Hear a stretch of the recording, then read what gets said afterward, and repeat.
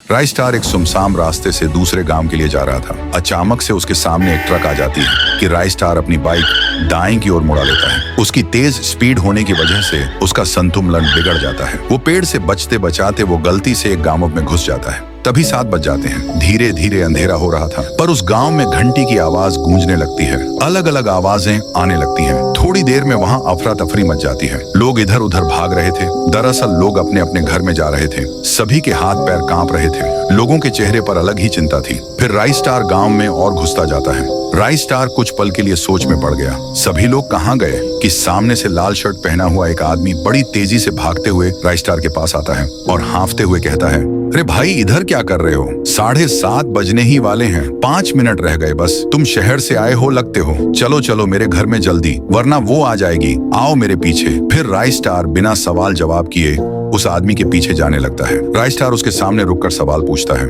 अरे भाई, ये यहाँ पर क्या हो रहा है? तुम मुझे 7:30 बजे से पहले अपने घर में क्यों लेकर आए? और ये अजीब सी घंटी की आवाज क्यों गूंज रही है? आदमी कहता है, अरे मैं पागलों जैसी बात नहीं कर रहा हूँ। इसका सच जानकर तुम्हारे रोंगटे खड़े हो जाएंगे। इस गांव में रोज 7:30 बजे एक चुड़ैल आती है जो कि लोगों को मार के उस पेड़ में लेकर जाती है। बात हो ही रही थी उसी सूखे पेड़ की जहां राइस स्टार ने अपनी बाइक रोकी थी। तभी अचानक से उस पेड़ में से वही चुड़ैल निकलती है जिसके बारे में वह आदमी बता रहा था। राइस स्टार उस चुड़ैल को देखकर दंग रह गया। बस फिर क्या था, वो चुड़ैल उन दोनों को देखकर उनके पास आने लगती है। वह उनके पास आके कहती है, राइस स्टार, ओ राइस स्टार, जरा बाहर तो आना। मैं तुम्हारी बहन जैसी हूँ ना, मुझसे डरो मत। आओ बाहर। 1 मिनट, तुम्हें मेरा नाम कैसे पता है? मैं तो तुमसे पहली बार ही मिला हूँ। अरे इसके मुंह मत लगो, इसको सारे लोगों के नाम पता है। ये खतरनाक भूतनी है। इतना कहते ही वो चुड़ैल वहां से तेजी से जाने लगी और वहीं पास के दूसरे पेड़ के पास जाकर रुक गई। फिर राइस स्टार सवाल पूछता है, मुझे एक बात बताओ, ये भूतनी लोगों को क्यों मारती है और ये पेड़ में आई कैसे? इस चुड़ैल में बहुत गुस्सा था।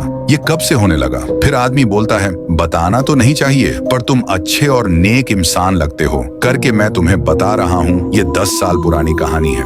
इस गांव में रहते थे गुड़िया और उसके पप्पा। उन्होंने गांव के सरपंच से पैसे लिए थे। बस इतना क्या था। सरपंच ने गुड़िया के पप्पा को उसी सूखे पेड़ पर उल्टा टांगा और गुड़िया के सामने बड़ी सी चाकू से पहले उसके पैर की चमड़ी उधेड़ दी। उसके बाद अंत में उसका सिर ही धड़ से अलग कर दिया। फिर उस क्रूर सरपंच ने गुड़िया को भी नहीं बख्शा। उसको कर्जदार की बेटी बोलकर गांव से धक्के मारा कर निकाल दिया गया और उसने भी ब्रिज से कूदकर अपनी जान ले ली। उसके बाद उसकी आत्मा उसमें से निकलकर उसी सूखे पेड़ में गई जहां पर उसके पप्पा को टांग कर मारा गया था। उसके बाद क्या था, वो एक लड़की के बदन में घुसकर वो अपनी साइकिल में बैठकर उस सरपंच को पूरे गांव में घसीटते हुए सूखे पेड़ में लेकर चली गई। उस पेड़ में सरपंच के हाथ, पैर, सिर, पेट सब उगाए थे।